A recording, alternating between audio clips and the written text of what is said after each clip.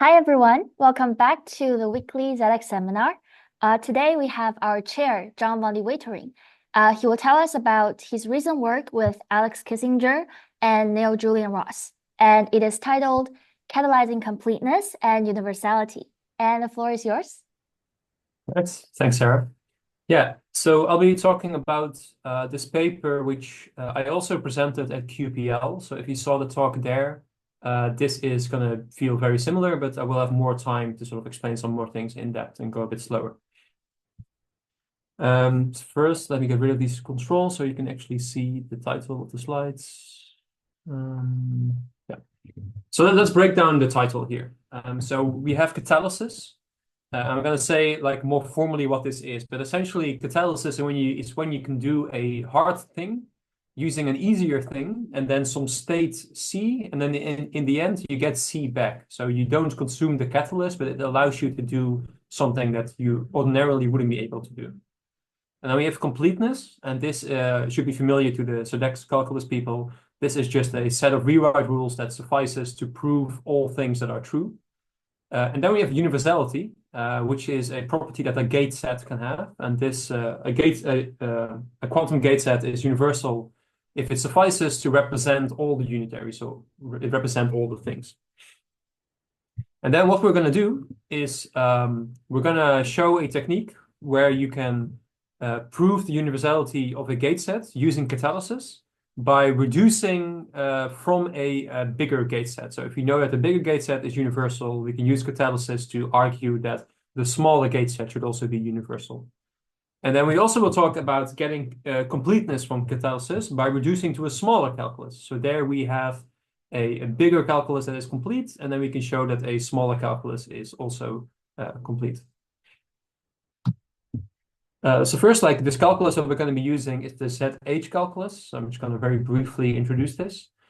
So we have our Z spiders, which are the usual Z spiders from the ZX diagrams. But then we also have H boxes, which are a generalization of the Hadamard to have any number of input wires and output wires. And you can think of this thing as a big matrix where all the entries in the matrix are ones, except there is an A in the bottom right corner of the matrix. Which is like if all the ij's are one, then we put an A there, and otherwise this is going to be zero. So if A to the power of zero, which gives us one. If A equals -1, we don't write the label in this box, and that is because, for instance, for the one input, one output case, this thing is just a regular Hadamard gate up to a global scalar factor. And then we can also define the X spider in the usual way by conjugating a Z spider by Hadamards. And for instance, we can write the C0 gate using a Z spider and an X spider.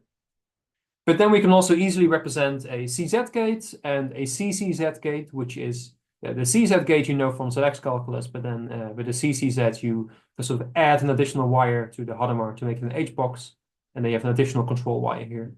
And then a Toffoli gate is like you conjugate the bottom wire with Hadamards and you push them up, and then you get this thing here, which is a Toffoli gate. So I'm not going to say too much more about this because the results here, they're quite agnostic on which calculus you use. We just use ZH because they can nicely represent controlled phase gates, which are quite essential to the catalysis framework. Right, so let me give the sort of the earliest example of catalysis and one that sort of that demonstrates the whole principle. So here we have a certain magic state. So this T magic state, which is just T gate applied to the plus. And this is going to be our catalyst. And what we can do is we can use this magic state to catalyze a T gate just using a controlled S gate. So here we have a circuit, and we have this magic state here at the start. And then we have our CS gate here. So this is the way you represent a controlled phase gate in ZH calculus. And we just have a C0 gate here just to make it work. And then we're going to start rewriting this, and we're going to show that this allows us to implement a T gate. So first, we're going to decompose this controlled phase gate into more elementary components. So this is just like a standard decomposition of our controlled phase gate, where we have our controlled phase gate here, and we break it up into 3 regular phase gates with a smaller angle, and then some C0 gates. Then we see that there's 2 parallel C0 gates that cancel. Let's bring these things a bit closer. Then we fuse the spiders, which gets rid of the phases there. And then we copy the spider through the CNOT gate so that it disappears. And we also use an identity rule here. And then what we are left with is the original magic state, which we now still have. But now we've also have implemented a T gate on the top wire here. So putting this all together, we see that using a CS gate and a catalyst, we get a T gate and the same catalyst back. So this is what we mean by catalysis. Okay, so now let's do the general case. So now we're going to have two collections of unitaries. So you can think of these as, for instance, all the unitaries I can generate using a chosen gate set. And then I'm going to say that an m-dimensional catalytic embedding from the first set of unitaries U to the second set of unitaries V is a pair consisting of a function from U to V and a catalyst state C, such that the following holds. If I take this map from U to V and I apply it to this catalyst and an arbitrary input psi, then this is the same thing as just applying a unitary to this psi and I get the same catalyst back. So this is essentially just saying that phi u is sort of equal to u when the final input is the catalyst, and then you get the catalyst back. Yeah. And so the example that, for instance, we just saw is we could take U to be the Clifford plus T circuits, and then we can take V to be the Clifford plus controlled S circuits. And then if we take phi to be the map, where like we take our Clifford plus T circuit and we replace each T gate by this gadget of like a CS gate and a C not gate, and we take the catalyst to be the T gate, then the construction we just saw is exactly of this form. It gives us this formula. And so that will be an example of a catalytic embedding. Okay, is that so far so clear?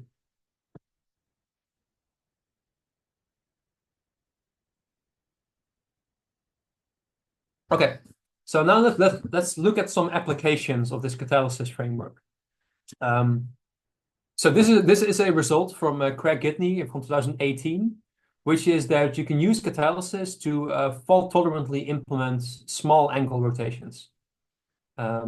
And so the reason you might want to do this is because if you're in a fault tolerant architecture, it's not necessarily easy to implement arbitrary rotation gates because there's only certain phase gates you can actually implement. So then you would have to do quite costly approximation procedures to actually get the small angle phase gate you want. And this is another way you could do this, and actually turns out to work quite nicely. And so what you use is you start with an array of catalyst states. So these are like generalizations of the T magic state we saw, where now the phase here is not just pi over 4, but it's also pi over 2 and pi over 8 and pi over 16 and so forth. And we need to use an adder circuit. The original proof that Craig Gidney uses this interaction between the quantum Fourier transform and adders, which is quite a nice proof. And it has, like for physicists, I think it makes a lot of sense. It's about like sort of basis transforms between the momentum basis and the position basis. But to me, this feels too complicated. And I like to break it down into sort of more elementary building blocks, which is like these diagrammatic rewrite rules. And so it turns out that the only thing we really need is we need this catalysis rule, and then we need sort of Clifford rewrite rules. And so this catalysis rule is a generalization of this T gate with CS gate catalysis, where now we have like an arbitrary Z alpha catalyst, and then we can implement the Z alpha phase gate using like a controlled Z2 alpha gate. And what is nice about this is, in fact, this also works if we add some additional control wires to this construction. So we can implement not just a phase gate, but we can implement a controlled phase gate with many controls by just adding controls to the right-hand side as well.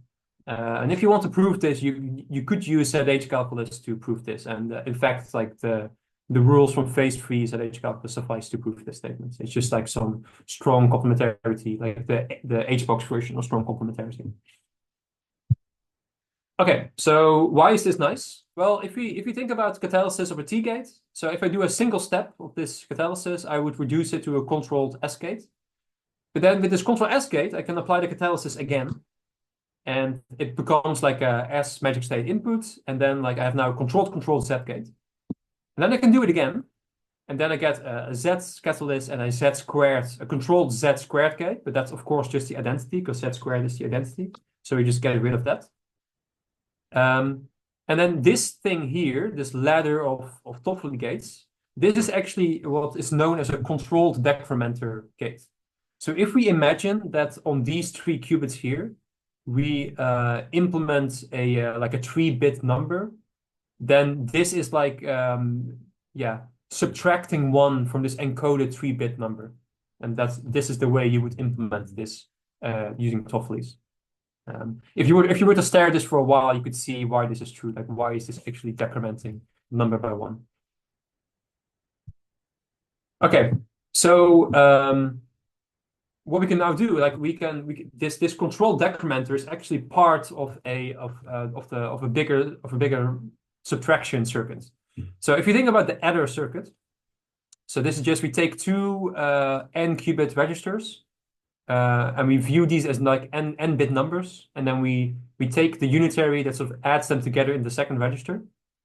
And then, of course, the adjoint of this circuit would be the subtraction circuit, where actually we subtract 2 numbers, probably modulo 2n, 2 to the n for some. Yeah. And then what we can do is like this subtraction circuit, this actually is a series of controlled decrementers. That's like one way you could implement this thing. And then we see with this relation we had before that this controlled decrement, this first one actually implements just a T gate. And the second one just implements an S gate. And then the final one just implements a Z gate. Now we're going to bring these gates on the right to the left, and we're going to bring the subtraction circuit to the right by taking the adjoints of these things. So and then we get the following circuit. So we see that if I have this register of catalyst states and I apply an adder to them, then I implement these particular phase gates on my target qubits here.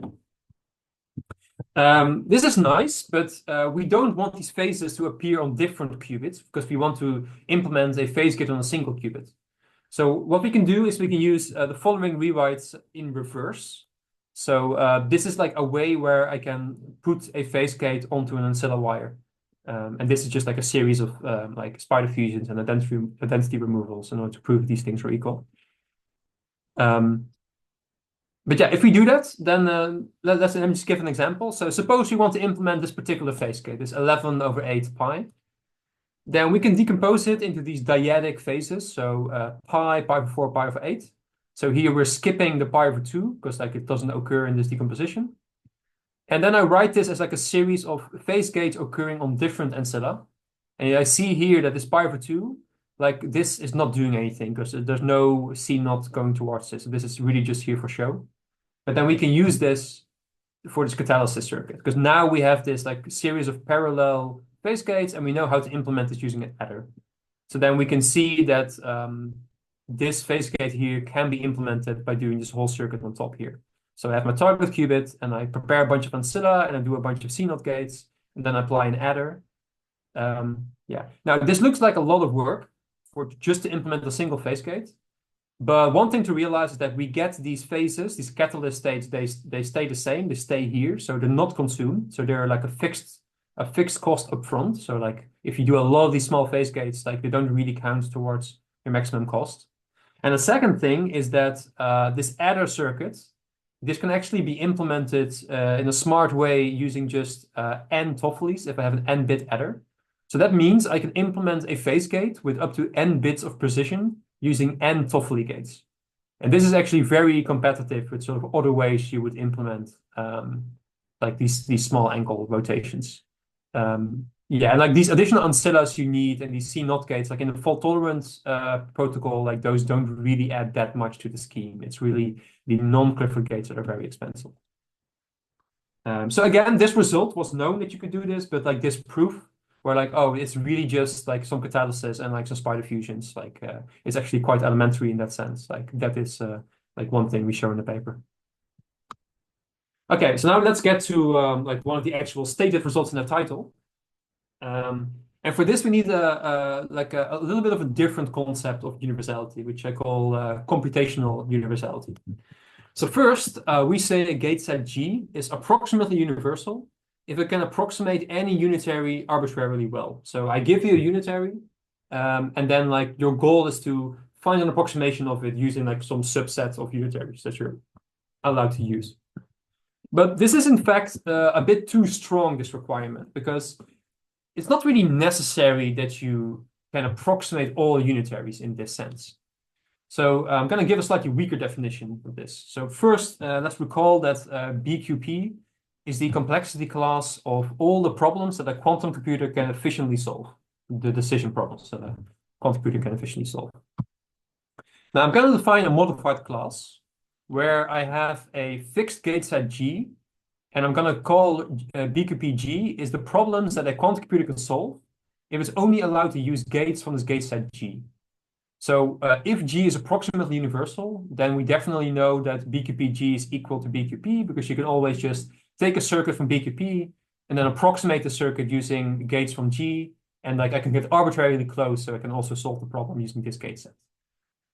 But there might be gate sets that are not approximately universal, but they are still computationally universal in this sense, which is that, oh, I made a typo here. This should be BQP. I say gate set G is computationally universal if BQP, which is equal to P with a BQP oracle, is equal to P with a BQP G oracle. So this is just a way to define this. I chose it this way to make it sort of as general as possible.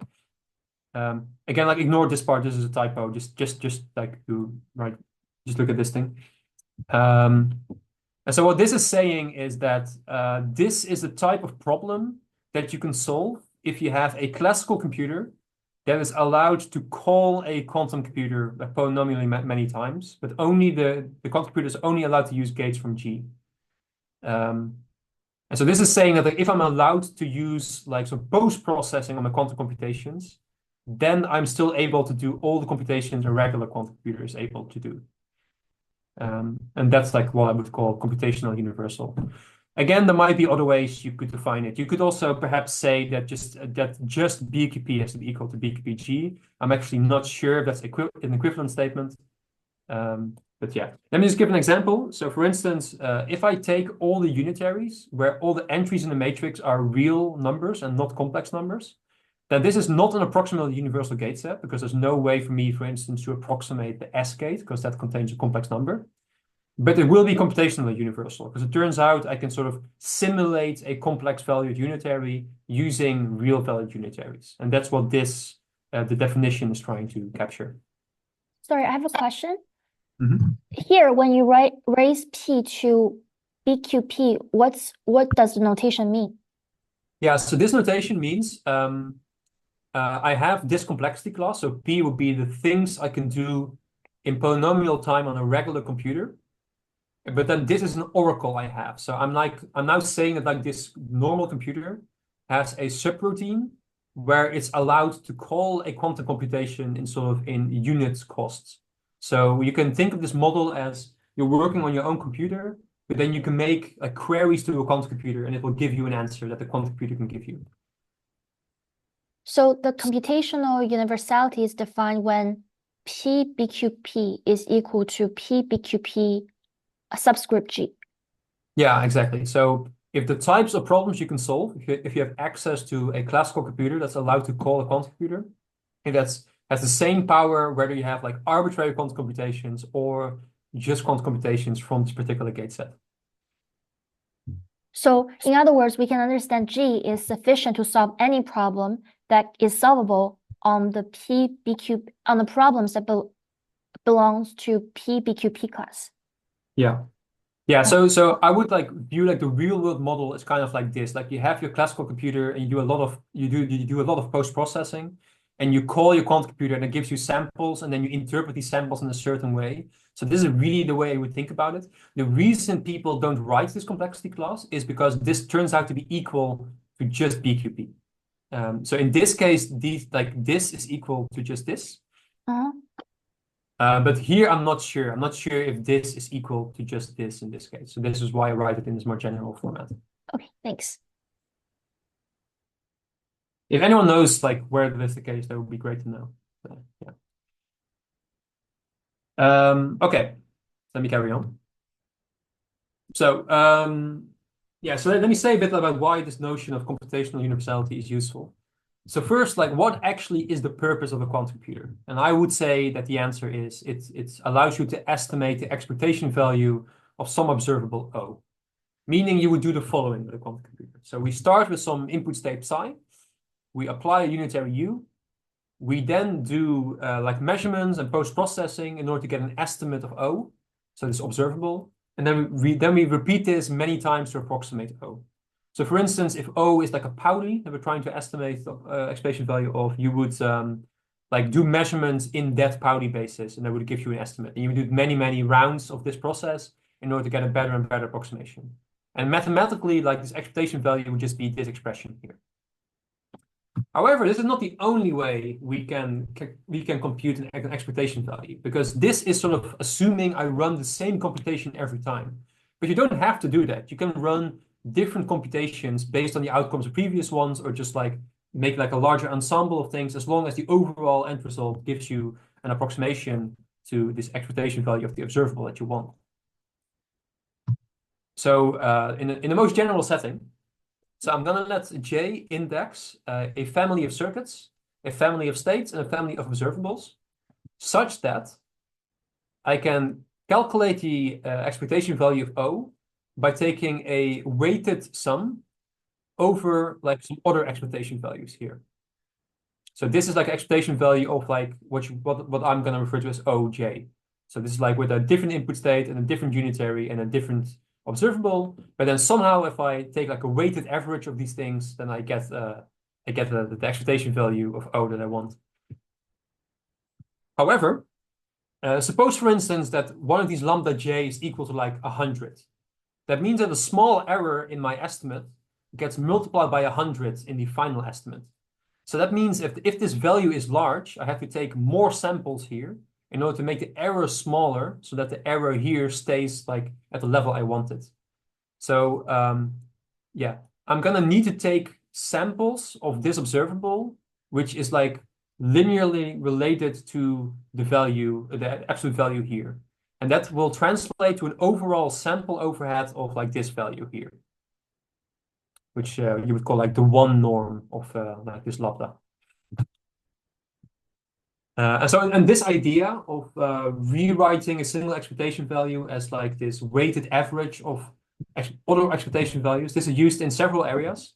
It's, for instance, used in these quasi-probability simulators like stabilizer extent, where you would decompose your unitary U that you're trying to estimate into like simpler unitaries V, but then you would get like many, many terms here.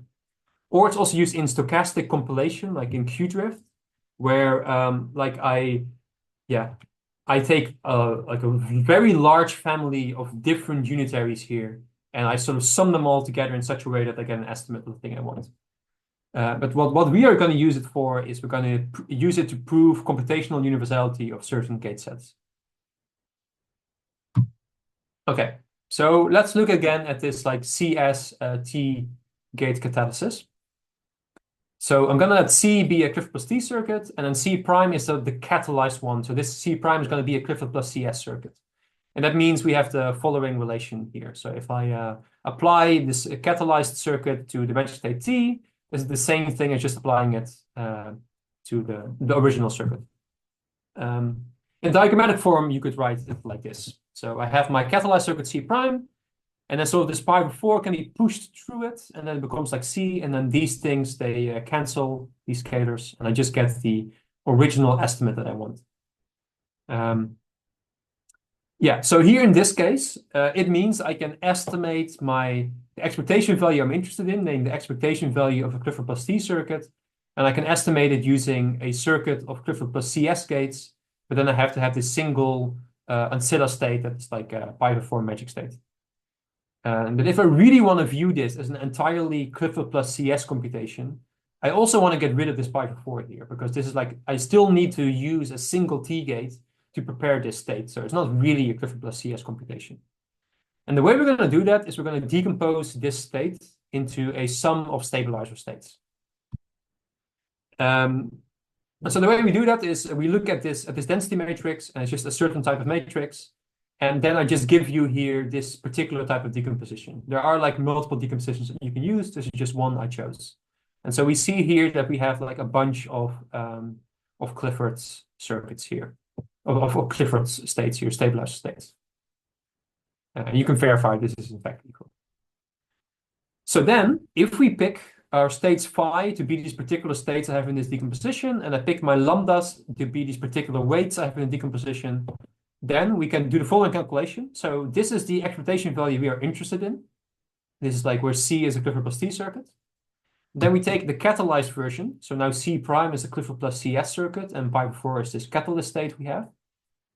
Then I bring the pi 4 to the same side just to make it have the form of this magic state of this density matrix here. So now I see the density matrix here. Then we decompose it into a sum of these phi j that we have. And then I move the phi j back. And then I see I have exactly the form that I want. I have like a family of input states, and I have a set of separate weights. In this particular case, the unitary happens to be the same for every single run. So I don't have to change the unitary for each different j. But like this is an example of what I talked about estimating an expectation value using a sort of a ensemble of different expectation values. Yeah, so this is then the final equation we have. So we have the expectation value we want, and we have the way we can calculate it using the Clifford plus CS circuit. So what this means is we can simulate a Clifford plus T circuit, and with that I mean simulate the calculating of an expectation value of a Clifford plus T circuit using a Clifford plus CS circuit. And then this is like the whole procedure if I sort of write it down. So we start with Clifford plus T computation, we replace all the T gates with the CS gate catalysis, then we replace the final single T magic state we need by Clifford states, which are preparable by the Clifford plus TS gate set. And then we run the resulting four circuits a number of times proportional to these weights we found. And then we combine the estimate of observables to get the final outcome. And so what this means, what this shows is that the Clifford plus CS gate is computationally universal, because here I've given you a way to simulate an approximately universal gate set and hence a arbitrary universal gate set. In particular, this shows you that you can simulate Clifford plus T circuits with a linear overhead, because this lambda j is just some small constant. It's like 1.71, I think. So you can like do it with a small overhead and number of samples, and it doesn't scale with circuit size or number of T gates you need. So an important note here is that actually it was already known that Clifford plus CS is approximately universal. So this is a stronger statement than what we've shown, which is computational universality. This was shown by Kitaev in 1969. But actually his proof is quite non-trivial, and he uses some unproven lemmas that I can't really easily show. So like I think this proof we have is like much simpler, because I can just show it to you in like 2 slides. And also like if you were to use his construction, for instance, to simulate Clifford plus T, you would have a logarithmic overhead and approximation error, because then since there's no way to exactly represent the T gate using the Clifford plus TS gate set, to approximate a T gate, you would have to like get it closer and closer if your approximation error is smaller, so you get a logarithmic overhead. While in our case, we get a constant overhead, which is just like the weights of these lambda j. So in that sense, it is like better. But again, like theoretically, the statement of being a computational universal is weaker than being approximately universal. So let me now give you sort of the general version of this theorem. So here I give you a specific example. So now let's suppose we have a catalytic embedding from a set of unitaries U to a set of unitaries V, where now I'm going to assume that these are the set of unitaries that can be prepared using a specific gate set. And suppose that I can write my catalyst state, now represented as a density matrix, as a sum of states, where these states are preparable as circuits over V. Then, if the bigger gate set U is computationally universal, then the smaller gate set V is also computationally universal.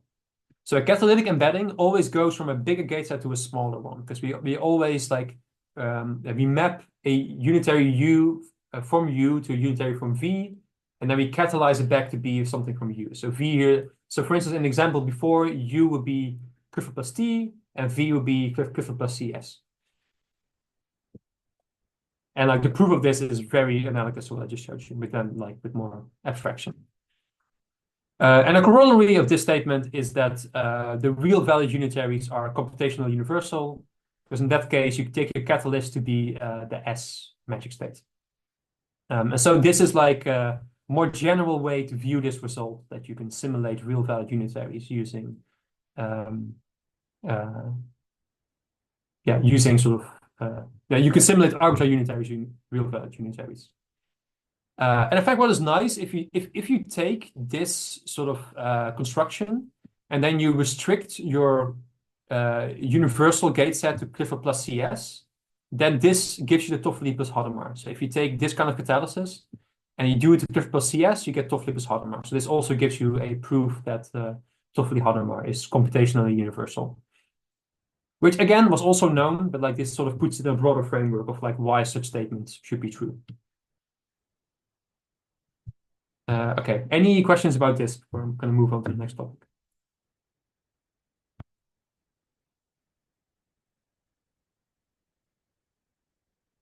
Okay. So now catalyzing completeness, which is the more ZXy of the two topics. So what we've seen is that using catalysis, we can view a circuit which contains many of these harder gates using a slightly circuit which contains just one hard gate. And this allows us to simplify proofs of completeness. So first, let's start with a complete calculus. So we have what's known as the phase-free ZH calculus, which is where we take our Z spiders on our H boxes, but then we only allow H boxes which have a label of A equals -1. So we don't allow arbitrary labels on the H boxes. And this has the following set of rules. And I could go into details here, but like these rules are actually quite nice, and they have like some nice intuition, and they're not too hard to use or to see where you can use them. So this is a nice rule set. And what you can show is that this rule set is complete for matrices over the like dyadic rationals, I think you could call this. So like integers, but then augmented with a half.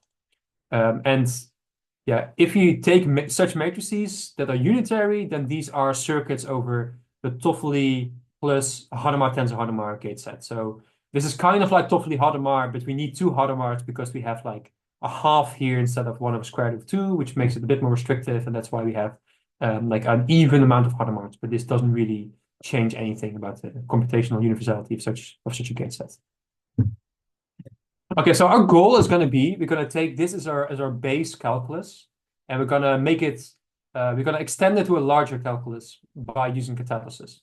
And so this idea works for any calculus you could put here. So this is just like an example, because I like phase-free ZH, but you could also use this for other calculi.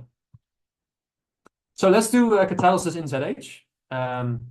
So we had this rewrite rule here, but we can present it in a slightly more symmetric fashion. So here I'm going to take like just 2/4 states. I'm going to unfuse a plus, and then I can apply this from right to left, and then I get this thing. And then I fuse these spiders, and I get this nice symmetric form. So I see that like now both wires are treated equally, because now I have this nice symmetric gadget. And it turns out that this can be generalized, and it turns out that for any complex number A that is not 0, we have the following rewrite rule. And this was originally written down by Thomas Laconen in like an earlier paper, although used for like a different purpose than what we're going to use it for. And yeah, so this equation I'm going to call the catalysis equation in ZH, because this allows you to replace two occurrences of the label A with a single occurrence of the label A, but then with an A squared here. Okay. Yeah, so we can replace many A labels by one A label plus many A squared labels. So if our like label A is like e to the I/4, then A squared would be I, which is like the version we have here. And if I is equal to I, then A squared would be equal to -1, which would then be like the phase-free ZH, the phase-free H box. Okay, so now let's consider a slightly larger calculus than just phase-free ZH calculus. We're going to consider ZHI, which is the phase-free ZH calculus augmented with a single new generator, which is just the H box with a label of I. This turns out to be universal for matrices over this ring. So now we have an additional I here. And in terms of gate sets, like the unitary such matrices, they would be like Toffoli, Hadamard, Hadamard, and then a controlled S gate, I think is the gate set you get. Okay, so this is like a calculus, and it is universal for a nice fragment, but like what about completeness? Well, we have this equation, so let's see how far we get with this equation. So what we can do is, if I have some diagram over this new bigger fragment, I can replace all the occurrences of this new generator with just a single occurrence, and then I just get like this phase-free H box here, which is fine. So then, if I apply this to a diagram D that is in this larger fragment, we get this diagram here, where D prime is now a diagram in this phase-free ZH, or in the smaller calculus. And we have a single occurrence of this generator I here. In fact, what you can show is that if I have two diagrams in this larger fragment that are equal, then their corresponding sort of like D1 prime and D2 prime, which are the diagrams you can produce using this procedure, they turn out also to be equal if I leave the wire open. And you can show this using some light ring theory. It has to do with the fact that this diagram is real valued, and this contains a complex number. So you can sort of split it up into a real part and a complex part, and they have to be equal on like both of these things, and that's why this wire can be left open. So that's kind of the reason that like you can leave these things open. I have a question. Mm-hmm. So for the fourth bullet point, you have these equations. Are you saying that the right-hand side will live in ZHI? So whenever you see an element here, you will replace the right-hand side with the two I's. Yeah, so if you take an arbitrary diagram with ZHI, this can contain many of these generators here. It can contain many of these I boxes. So I just pair them up if I have two of them, and then replace them by this thing. So now I have one fewer I box. And then if there's like still more than one left, I take this one and I take another one, and I again pair them up and apply this rewrite rule. And I just keep doing this until there are no more, until there's at most one I left. Okay, thank you. Okay, so we have this fact that these D1 prime and D2 prime need to be equal as matrices. But we know that phase-free ZH is complete. So if these two things are equal as matrices, then we also know we can rewrite them into each other using the phase-free ZH rewrite rules. And that means we almost have completeness, right? Because I can rewrite my diagram D, I can rewrite it to this form. And then I can also do this with the D2. I can also rewrite to this sort of general form. I know these phase-free parts are equal, so I know I can rewrite them into each other using the phase-free rewrite rules. So then it looks like I have a path from D1 to D2 using these rewrite rules. So does that mean we have like a complete calculus? If I take the phase-free ZH rewrite rules and I add this one equation, is this complete for ZHI? No, because we are missing one case that is sort of glossed over, which is that it can't prove the following equation. And the reason for that is because on the previous slide, this rewrite rule, it needs to have at least one of these generators present. It needs to have at least one I in the diagram to apply this. And also here in this diagram, in this form, I need to have an I here. So if I start with a diagram that has no occurrences of I, then there's no way for me to rewrite it to anything that doesn't have an occurrence of I. And that's why I can't prove this rewrite rule using what I've shown before here. But that's easily solved. We just add that as a rewrite rule. And then it turns out that that is sufficient. Because if your diagram does not contain any of this new generator, we can introduce the generator using the second rewrite rule. And if it contains one of the generators, or many of them, we can change it into exactly one occurrence of the generator. So in all cases, we can write the diagram such that it has exactly one occurrence of the new generator. And then we can import the completeness for the phase-free ZH, and we get completeness in this way.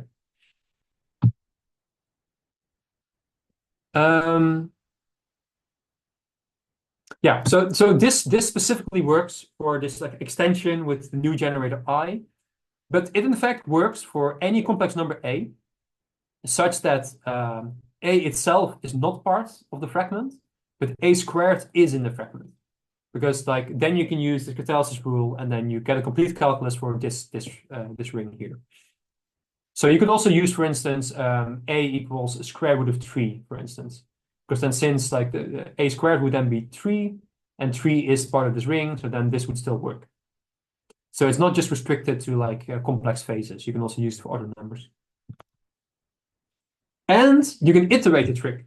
So once you've extended your calculus to make it into a larger one, you can keep doing this. So now, for instance, if I've extended it by this complex number A, then if I find the complex number B, such that B squared is in this larger ring, I can again add these like corresponding rewrite rules and I get a complete calculus for this now larger ring. So I sort of have the control over which generators I want to add, and I always get a complete calculus using these catalysis rules. So the general statement would be, suppose I have a series of complex numbers such that the square of the jth number is in the ring generated by z and 1/2 and the previous numbers. Then, if I take phase 3 ZH and I augment it with the generators corresponding to these complex numbers, this will be complete for this ring when we add the following rules. So we add the catalysis rule and we add the scalar rule for all of these A equals AJ. So we add 2K rewrite rules. We have to be a little bit careful here because when we extend this calculus, for instance, this thing here, this 2-array box with A squared, this is like a derived generator. This is like really just a way to write this particular matrix. So it's like it's kind of like a shorthand for like a different diagram in this calculus. But it's fine since we are extending this calculus in such a way that at each step you get a complete calculus. So any two ways of writing the same diagram is the same. We can always rewrite them into each other. So it doesn't matter how we represent this diagram. It just because they're all equivalent because we have complete calculus. But that's like a subtlety we have to sort of take care of here. Okay, so that was pretty much all the things I want to talk about. So we've seen that using catalysis, we can reason about intricate ways to implement phase gates. We can prove the computational universality of certain gate sets. And we can prove completeness of certain graphical calculi by extending completeness of other results. Yeah, all the things you can do with catalysis that I haven't talked about is that like certain exact synthesis results. So where you want to know like I have like this gate set. Can I characterize which matrices are exactly implementable over this gate set? It turns out catalysis is a very powerful tool for extending results in that setting. And then also state injection turns out to just be that you do catalysis, but then you measure your catalyst. So you destroy your catalyst, and that turns out to be state injection. So this is like, yeah, that's like one way to view state injection. So this to me seems like a lot of concepts in quantum computing, quantum compiling are like catalysis. And I know Sarah is working on sort of viewing block encoding as like an example of catalysis, or catalysis as an example of block encoding. So there seems to be a whole lot of concepts that are like just catalysis. So it'll be interesting to see like how big can we make this library of results, because I think it's a really elegant technique to prove results. Okay, then let me end with some advertisement. I think a lot of you in the chat already know about this, but Alex Kissinger and I have written a book on quantum compilation, which uses ZX calculus to prove a whole lot of interesting stuff. It's over 500 pages of good stuff. And we cover a whole lot of things like synthesis of C0 circuits, Clifford circuits, Clifford plus T circuits, also catalysis. We cover how to construct classical oracles using ZH calculus. We cover MBQC. And yeah, we have like a very long chapter on fault tolerance and quantum error correction, which I think is a very nice way to learn about these topics, because we with ZX calculus, we can make a whole lot of things more intuitive. And yeah, it's freely available. If you go to this GitHub page, you can just download a PDF copy, or you can browse the HTML version. And yeah, that was it. Thank you very much. Thank you, John. It's very interesting. So everyone, if you want to use emoji, feel free to go ahead. And so I want to ask a question, and then while other people you can think about it, and then you can follow up. So, could you go back to the computational universality proof? Um, Where you have the oracle and yes, here. So let's say if someone give you U and V, where U, as you said, is a larger gate set, and you want to prove that V is computational universality, knowing that U is computational universal. let me go to this slide then. Yes, it seems that you, in the previous proof, you already know how to find the O prime. But in reality, is it easy to find the O prime? Like, is it easy to find the decomposition of O such that you could measure yes, here. Yeah, so in this case, O stays the same. So O is not changed. I mean, it is changed, but here it's O, and here it is O tensored identity. So that's like a change you make. So in this case, it's very simple. And how about the C prime from C? Yeah, so C prime is just the catalyst. So this is if you have like this function phi, like C prime is essentially phi of C. Like that's what that is. Right, and how do you find the state psi j? Or do you need to Yeah, know so this in general, there is no there will be no sort of easy way to do this, but C is like a constant state, and it's usually quite a small state on a few number of qubits. So you could just brute force this. Like you can just take like a whole bunch of states that are preparable by V, and then you just try to find a way to solve this. Because this is just linear algebra, right? This is just like some matrix, and this is just like some bunch of matrices, and I just try to find like when is this in the span of these states, and then you find a way to write it this way. and But for that's instance, Mhm. if V contains all the Cliffords, Yeah. then this is just like a stabilized decomposition. And then you could use like these techniques for finding stabilized decomposition. Right. And does this psi j need to be the eigenvalue, or sorry, eigenstate of certain gate from V? No, no, that can be arbitrary. Oh, okay. Thank you. I mean, I said it can be arbitrary, but like, suppose that both U and V contain some expensive gates that need to be implemented in an expensive way, then the goal of doing this catalysis would be to reduce my expensive states from U to like hopefully less expensive things in V. But if these phi j are also expensive to prepare in V, then that's not a very useful thing to do, because then you're replacing an expensive thing by a different expensive things. So like you would want these phi j's to ideally be like cheap to implement using V, because then this is like the most useful thing to do. So can I think of the procedure as you pick some cheap, like relatively cheap gates from V, such as CS gate, and then you find the eigenstate of CS, and you choose those to be psi j.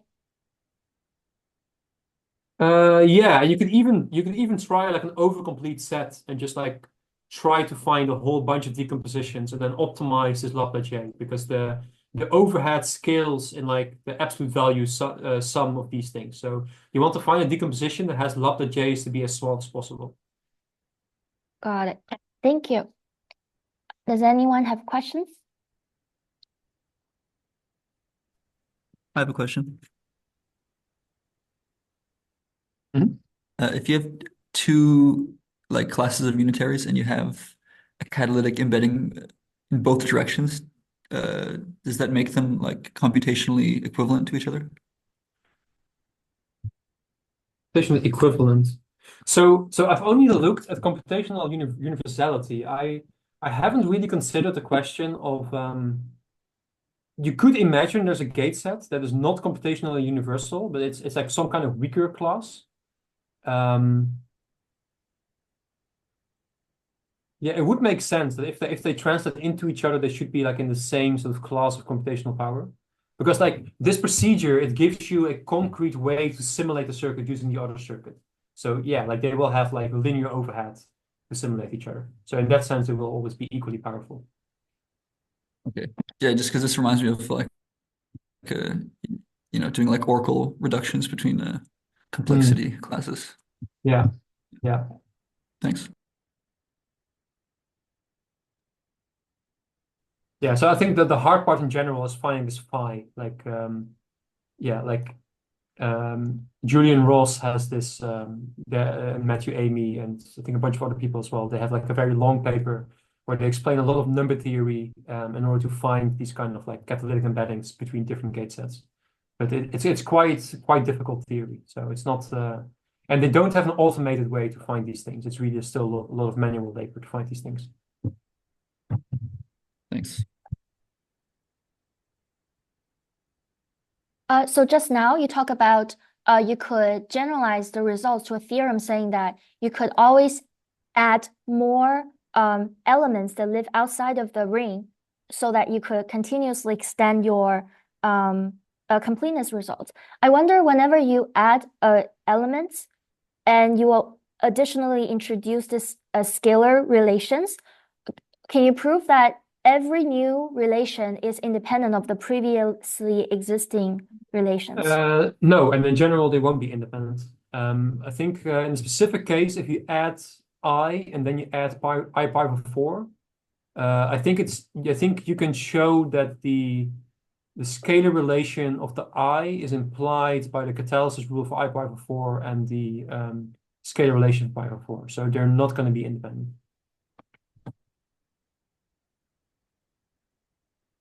I think there's also there's also a way where you can sort of stack the catalysis rules into a single rule. So if I add I and I add I pi over 4, I could represent the I pi over 4, the e to the I pi over 4 catalysis.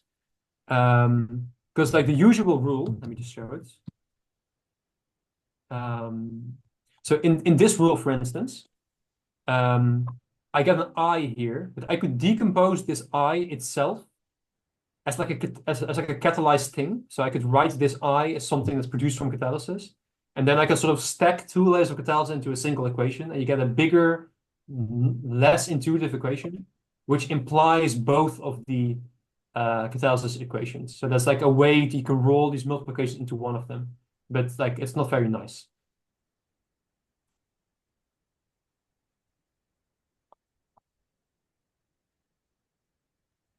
So in this case, is this an interesting problem to say, how do we find a minimal set of relations if you provide me with a group of unitaries?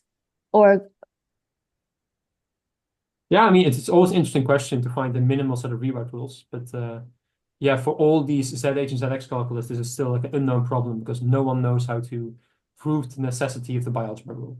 We had a talk 2 weeks ago by Universality, I think, but the reason they got the necessity of the bialgebra rule is because they rolled the bialgebra rule into an infinite family of rewrite rules, and then one of them at least was necessary. And so that's like one way you can show necessity, but it's not the most satisfying way to do that.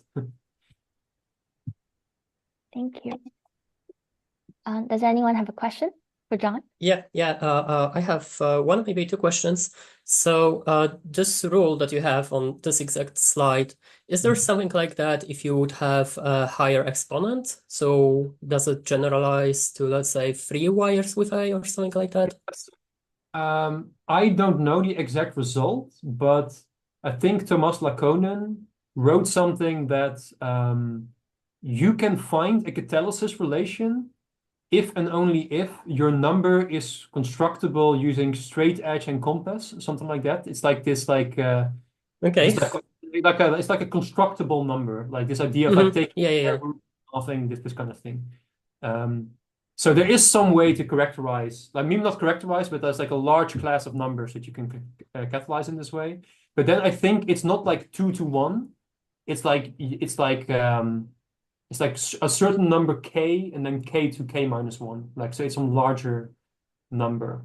So that doesn't necessarily imply an easy way to prove completeness, because here we really use the fact that we get like a single wire here and a single copy of the generator. That allows us to conclude this thing. If we have multiple copies here, this would not be true and it would not imply completeness. So you have to be quite careful about how that works. So if I understand correctly, then when you have the trig on slide 22, I think it was, this it wouldn't work for this trig that if a rule like that existed for those constructible numbers, we wouldn't be able to get completeness from, let's say, I don't know, third root of unity or something like that. Maybe there is a way to do it, but I haven't looked into this too much. Okay, thanks. And yeah, there's also the question of like, if you were to do this for Qtrits, like what kind of stuff would you get there? Because there are catalysis rules for like Qtrits and like catalyzing Clifford plus T with like the Qtrit version of Toffoli+Hadamard.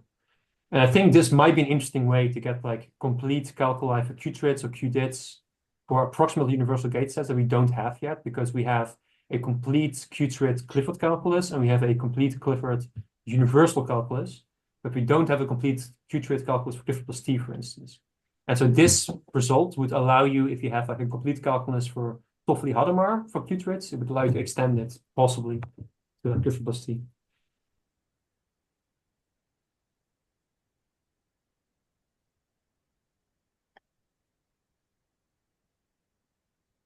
I have So another I question. have a question. Oh, wait, you go first.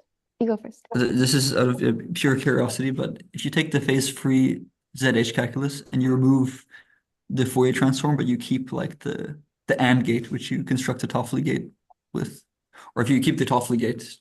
Let me show the reword rules we have. Yeah, so if you remove the Fourier transform and you just have like a Toffoli gate and copy and addition, then this is a matrices over the naturals. Can you catalyze like matrices over the integers, but not with the inverse of 2?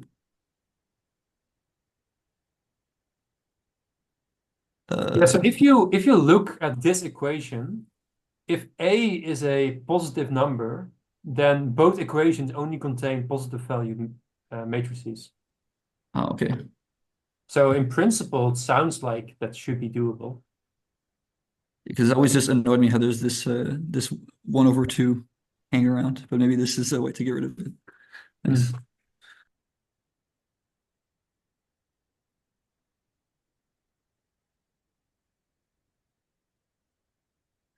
So I have a question. So at the end, you were talking about this catalysis allow us to look at the exact synthesis problem. Is it possible for us to use this catalysis state to also think about things that are Cliffords? Like if you give me a matrix and I know exactly the elements in this matrix, then I will tell you whether this corresponds to a Clifford or non-Clifford. Can catalysis be used to do that?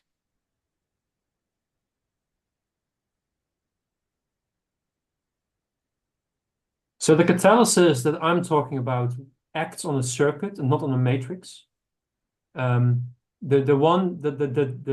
thing that is used in like Julian Ross's paper, like they do look at a matrix and then they split it up into like a sum of matrices with like entries in certain rings.